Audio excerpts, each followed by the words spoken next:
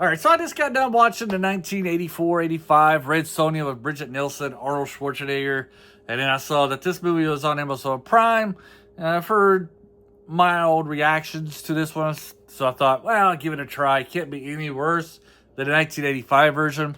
1985 version is like a bad movie, but it's like a guilty pleasure because I kind of like watching it with Arnold.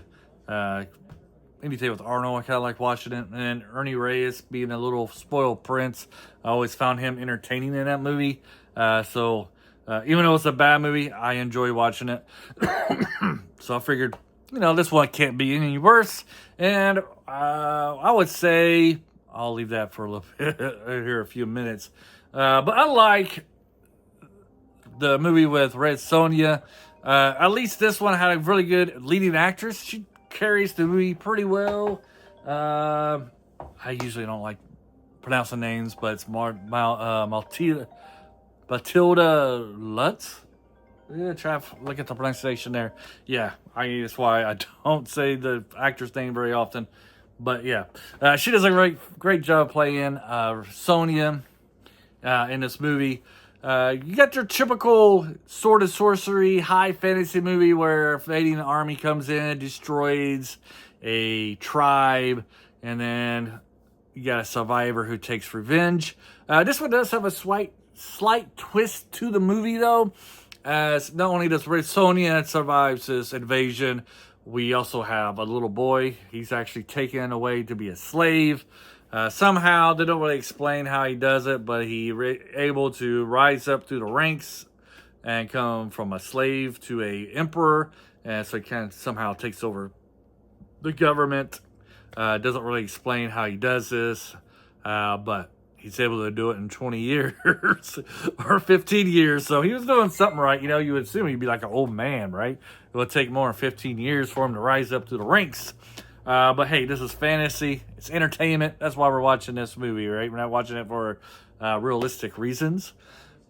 I would say, though, some of the biggest difference between this one and the other one, besides that the lead actress is better, is unfortunately the side characters in the 85 version, one of those are a lot better. Arnold Schwarzenegger, he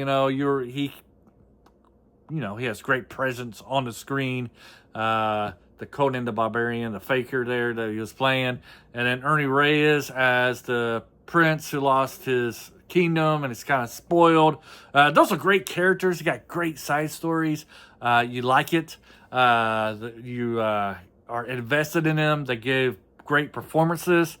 Red Sonja, though, these side characters, they're kind of bland and boring. Not one of them really has any charisma. They're just kind of there to support the lead, which I guess that's what a side character is supposed to do. But they don't really have any story background. I mean, one's kind of like his kingdom got taken over too, so he's kind of like the Reyes Jr. The Reyes Jr. character, but now he's a grown man. And but they could have done a little bit more of him. They could have made him more charismatic, is that how you say it? Anyways, could have gave him a little bit more personality. There we go, a little bit more personality, and then what he has in this movie. The interesting thing is, though, is like the Emperor's sidekick is a girl who was a slave with him, and she kind of helped him rise to be an emperor. Her character is kind of interesting because she's a great fighter, but also she's kind of hearing voices in her head and from supposedly the people that she killed. And I don't know, this movie's kind of newish, so I don't want to give too much. But, let's just say those voices in her head aren't really people that she killed. Somebody's been tampering with her wine. I'm not going to say who. You probably could put two together. But I found her character kind of interesting. And she kind of went well with the Red Sonja character. The Emperor guy, he's very driven. A little bit of the same because he has half of a prophecy book who believes that the prophecy is about him. So he's trying to fulfill the prophecy.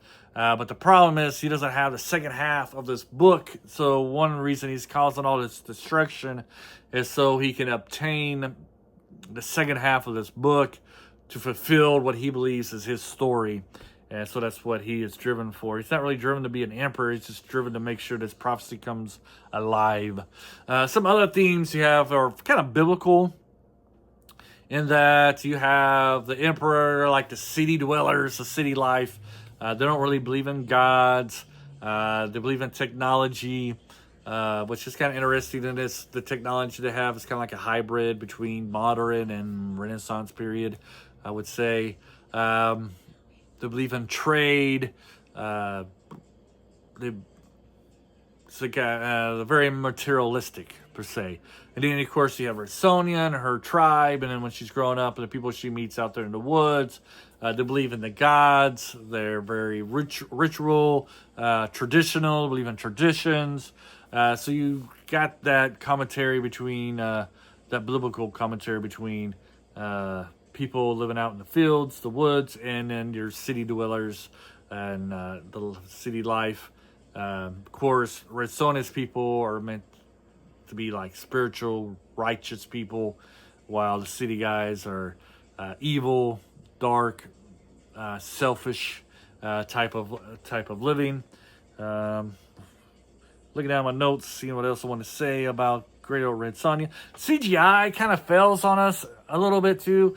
Like she's captured and she becomes a slave gladiator type of character, which they could have done a lot with that, but it's kind of boring. Like probably the most boring part of the story was when she was a gladiator and meeting her new friends and trying to get adjusted to her new gladiator life. They could have maybe done a little bit more of that. Personally, if I was writing Red Sonja, I probably wouldn't even put that in there. I probably would have kept that out of the story. And then that's where the CGI kind of feels. I mean, you got mystical beast in here, and sometimes the CGI doesn't really do them justice, or the gray and arena either. Kind of looks, like a CGI movie, not real realistic.